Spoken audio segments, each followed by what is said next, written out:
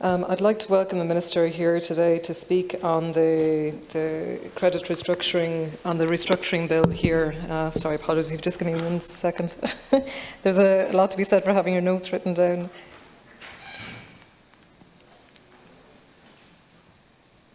Yeah, sorry, apologies.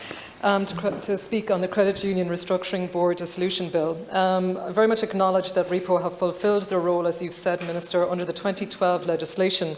You mentioned 82 projects, and that covered 156 restructuring of credit unions across 24 counties. Absolutely massive project, and you've spoken about how it was up to assets of over €6 billion, and that they actually performed very well over that period of time since 2011.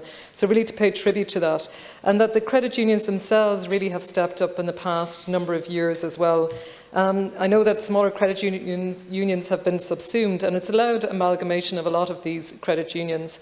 Again, as many of the members here have spoken about, there is so much to be said for the credit unions in our own areas. Every town and village, knows very much the power and importance of the credit union.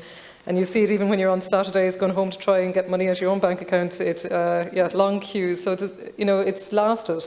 And Ballinasloe, we've had a credit union there for over 50 years. And one of the very starter members, Liam Kenny, who was a phenomenal person who worked in the credit unions, started the credit union in Ballinasloe, was there to support families in times of huge need in the 70s and the 80s and 90s.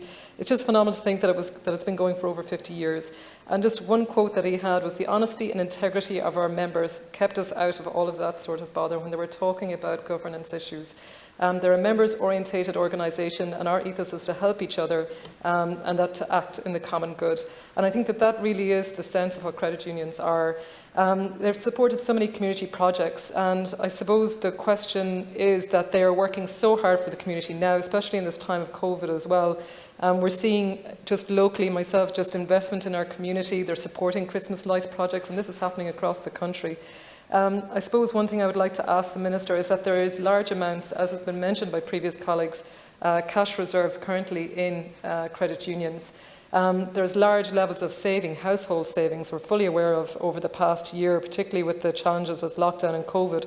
I suppose I would like to ask the Minister, is there any plans afoot for credit unions to review their lending regime to allow higher spend amounts and more scope to support people, particularly in this time of COVID, and if we're going to support businesses and people coming out of this and into the new year? The track record of credit unions during has been excellent. There is really good governance measures that have been put in place, and we're seeing the benefit of the credit unions that have been effective in their own communities. So thank you very much.